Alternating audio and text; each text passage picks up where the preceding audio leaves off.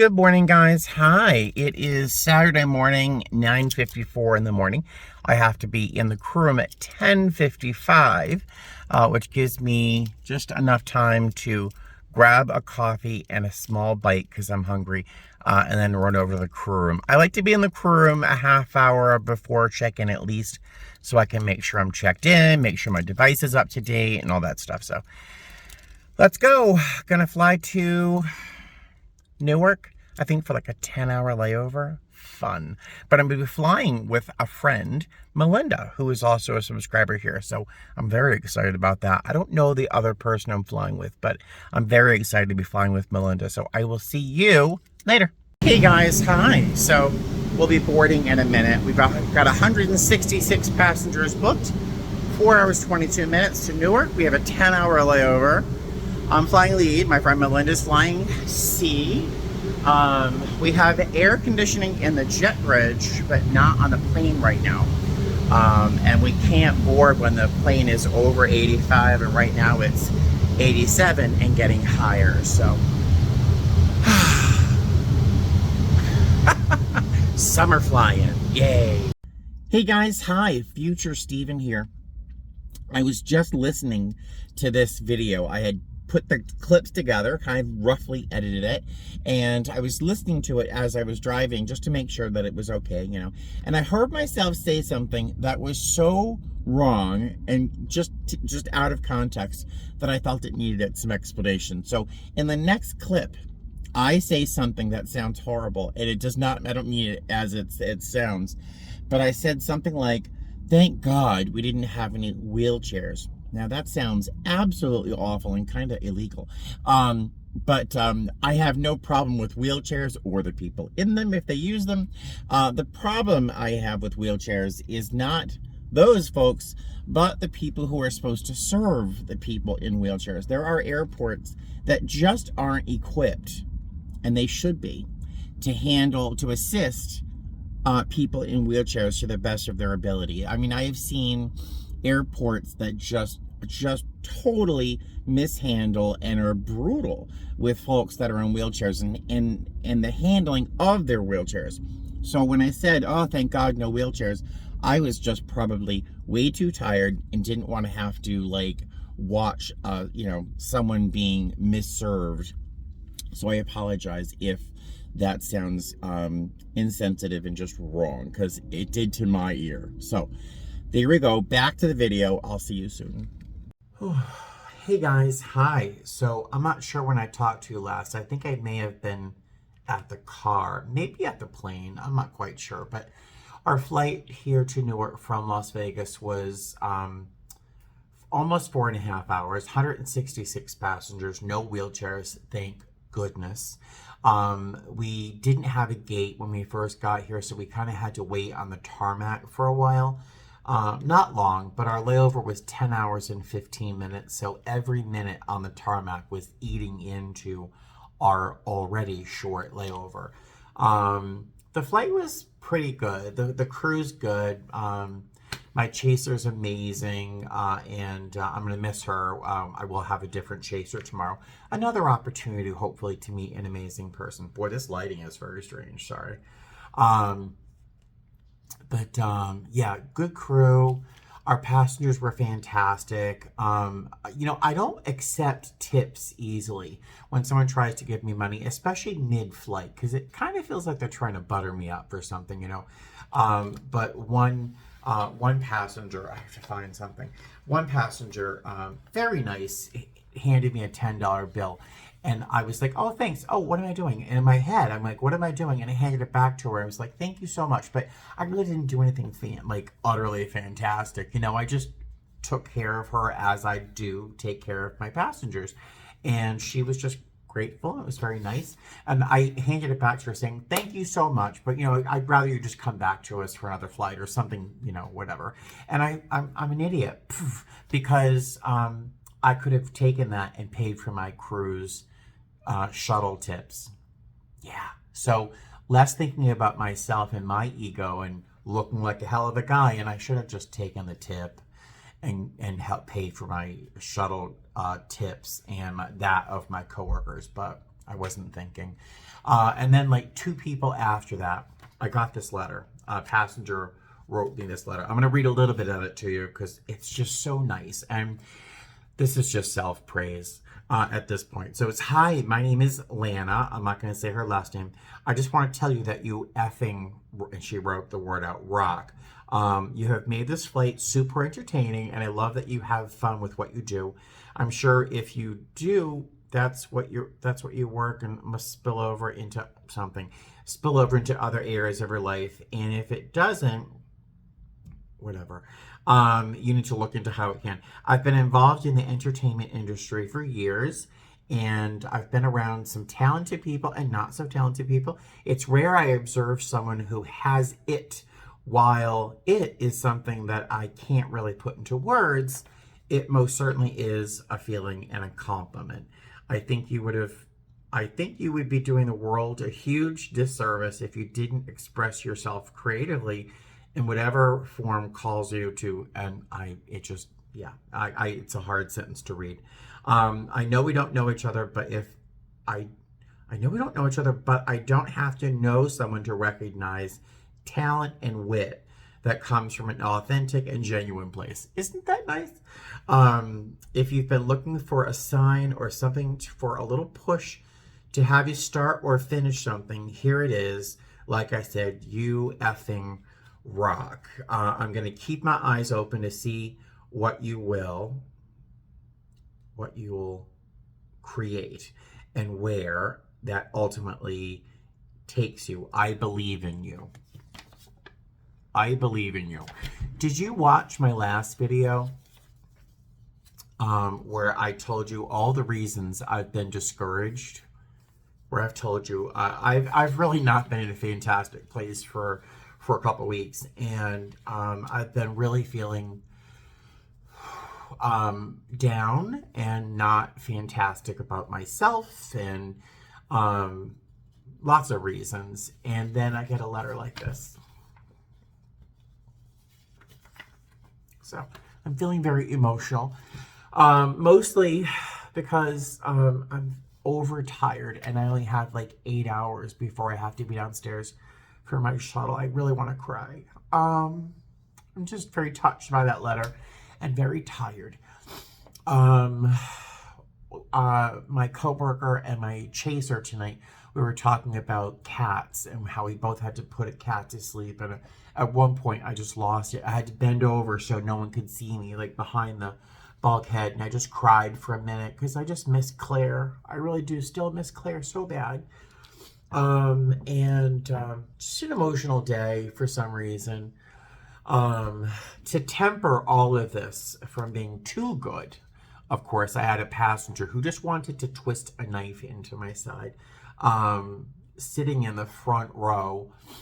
I think on any flight, you're not allowed to have a bag under your seat because it's the space for the people behind you. Plus, if anything were to happen and we had to stop shortly, all your stuff would come sliding out, making it difficult to leave the plane, blah, blah, blah.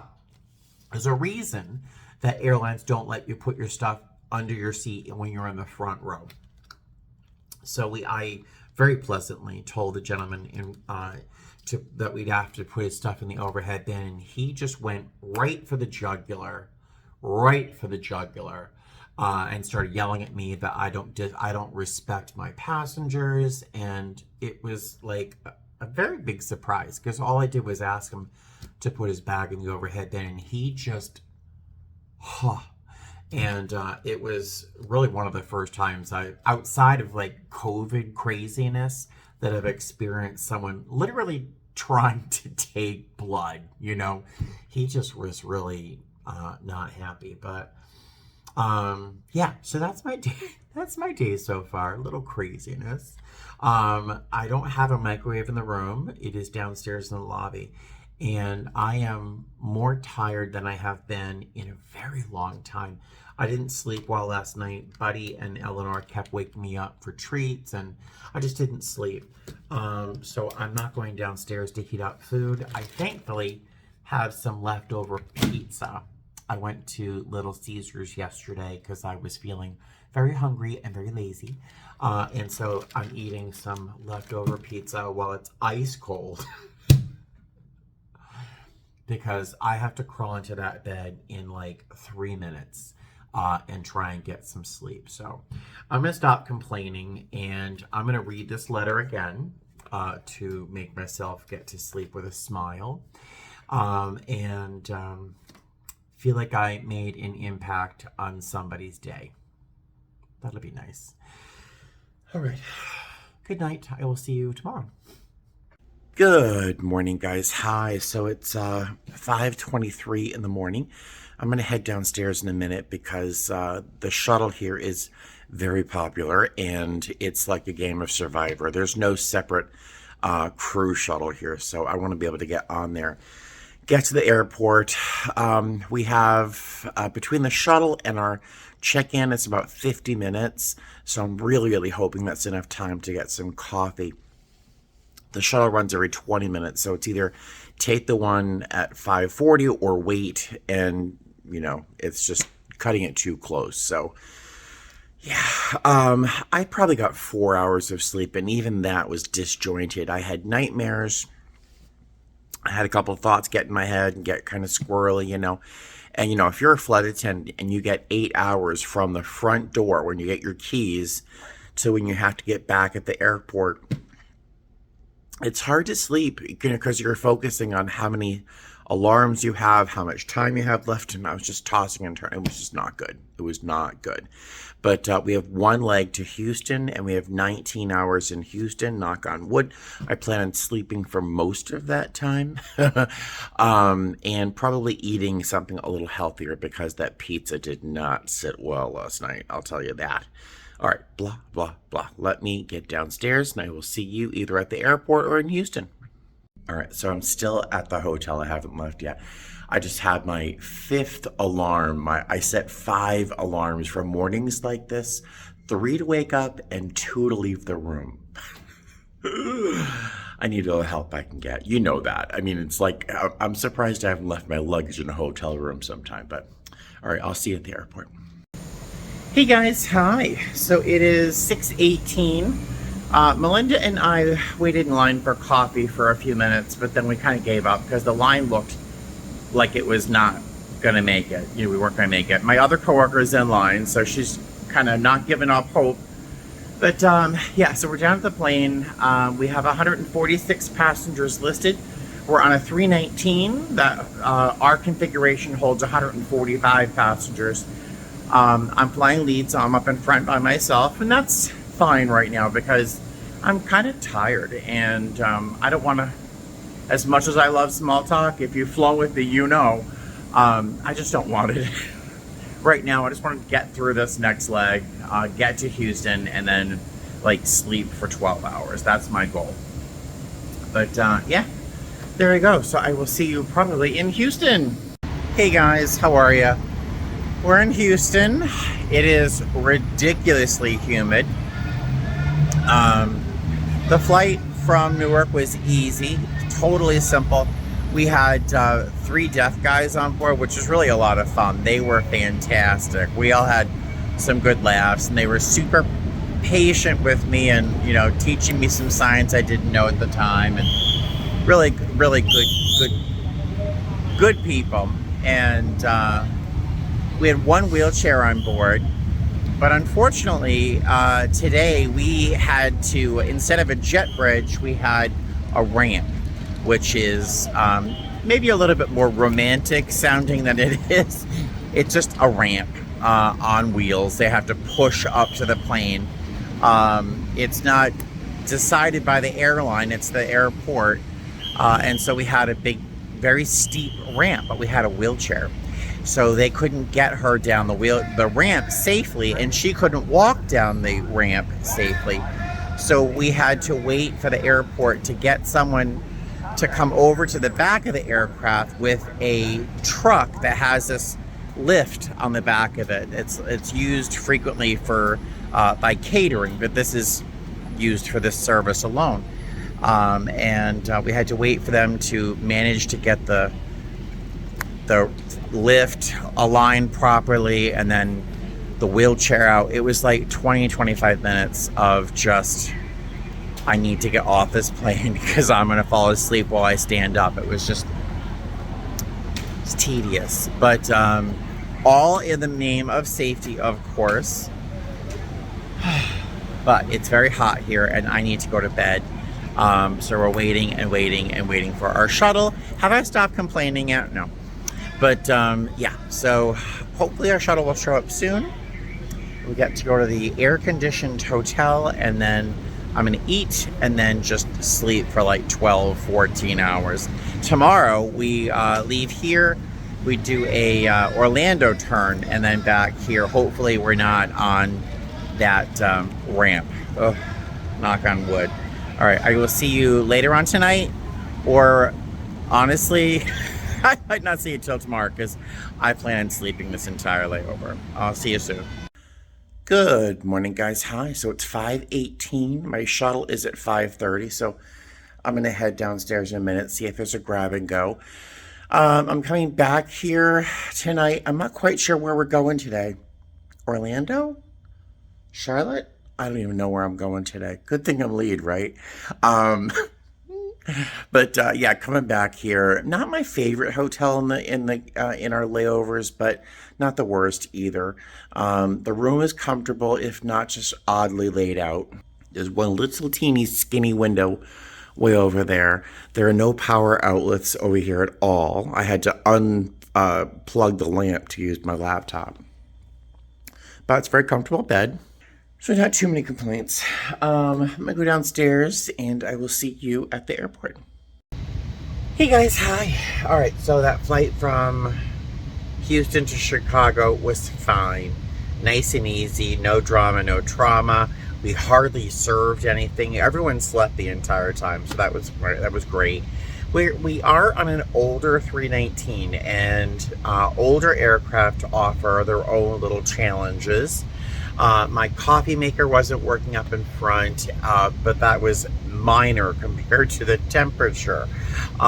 It was at one point 63 degrees in the back of the aircraft. I could not control it. Something was wrong with a valve or something, and so we can't board the aircraft if it's over 85 degrees. But there isn't any rule saying that we can't have it super cold either. So it was a little uncomfortable for folks because for some reason on this flight no one wore clothes. Well, I mean, they wore clothes, but they all wore like little teeny things. It did warm up a little bit, so I had everyone close their little air valve, so it worked out well. In the end, no complaints, easy as pie. See you later, guys. Yeah, so we got here about a half hour early. Melinda just got off the plane to get something to eat. I'm gonna hang out here, close my eyes for a few minutes, and then we shoot back to Houston. And I think we've got 12 or 15 hours in Houston. I'm gonna make the most of that by sleeping. And then we have a 5:10, something like that, show tomorrow, which brings us back into Las Vegas by 7:30 in the morning tomorrow. Very nice. All right, so I will see you probably at the hotel later on today in Houston. Good morning, guys. Hi. So it is 4:05 on Tuesday morning. I'm not sure the last time I talked to you. Oh, I think I was talking to you after our first leg of the trip yesterday.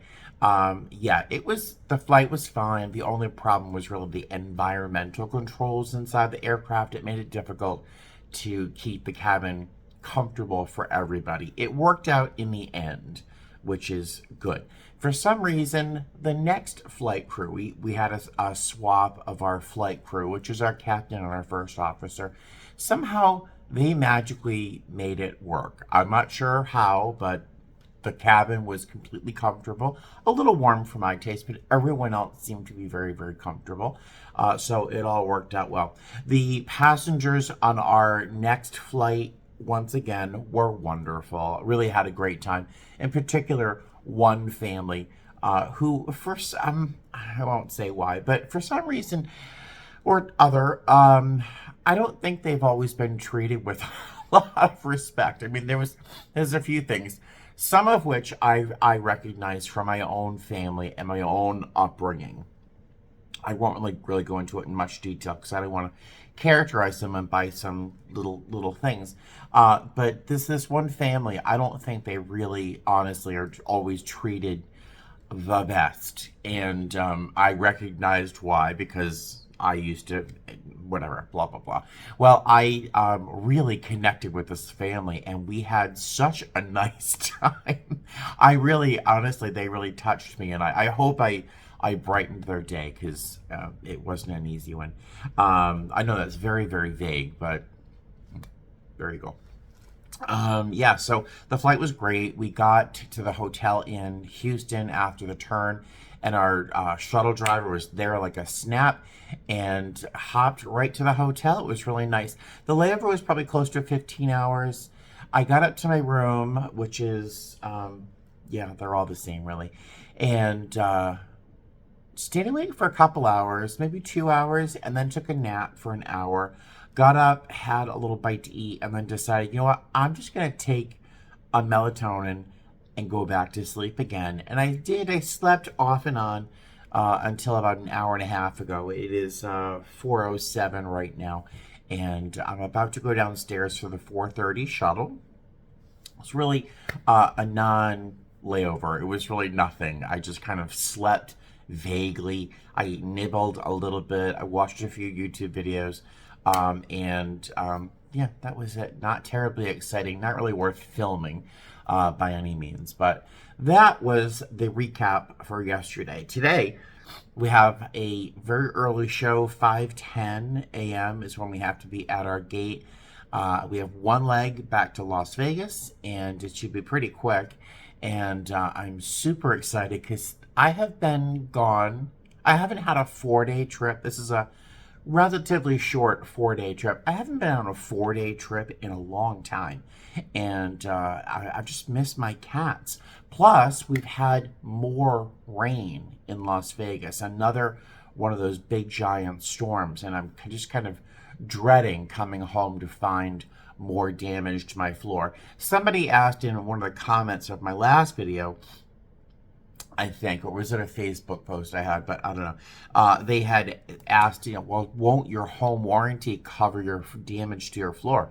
I don't know. I've never used my home warranty besides them looking at my garage door once, which honestly, that same problem has come back, but I've gotten used to it. Blah, blah, blah. A lot of talking, a lot of information in a short clip. I do apologize. I'm going to go downstairs a little early, hope there's coffee, and I will see you at the airport. All right? See you soon. Bye. Yeah, we're at a gate where we are on a ramp. We actually didn't even have like a jet bridge, so we were able to, thankfully, a gate agent was allowed us to come down through an elevator. Otherwise, we had to climb like 3 flights of stairs with all our bags. The girls in heels.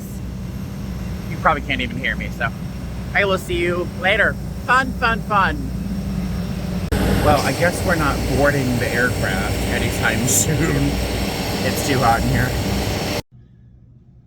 That is what I have been looking forward to coming home to. Oh, all right.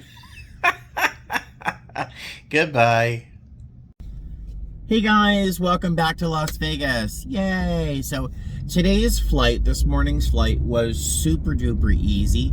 We had an amazing flight crew. My chaser was amazing. Kirsty. I think it's Kirsty. Amazeballs. We had like fantastic, really good, deep conversations, like adult conversations, you know, but we also had some laughs. I think she's amazing. So another favorite coworker.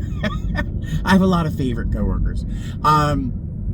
Our flight was super easy. We were very full, but our passengers were wonderful, and we had some just stunning children, beautifully behaved, gorgeous children. Just if you can hear it in my voice, it was just really a nice flight. I made some really poor choices, though, I'll tell you, on this trip for sleeping. We had early shows, short to moderate layovers, where I should have just held the course, stayed awake until it was time to go to bed, but I was just so tired from not making good choices the night before that I decided to take a nap yesterday, and then I finally went to sleep, and it just wasn't very satisfying. So this morning I was a little sleepy.